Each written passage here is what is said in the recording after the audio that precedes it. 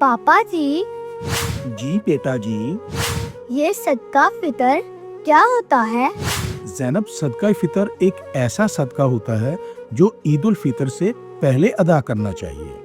अच्छा, ये किन लोगों को दिया जाता है?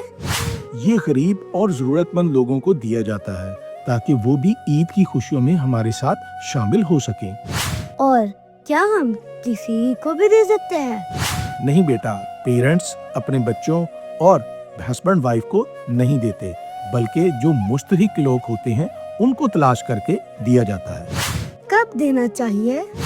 सबसे बेस्ट टाइम है ईद की नमाज से पहले, ताकि वो लोग भी हमारे साथ ईद की खुशियों में शामिल हो सकें। तो मतलब सदका फितर देना जरूरी भी है और सवाब भी? बिल्कुल, और इससे किसी की ईद भी बन जाती है। इस ईद किसी की मुस्कुराहट का सबब बनो।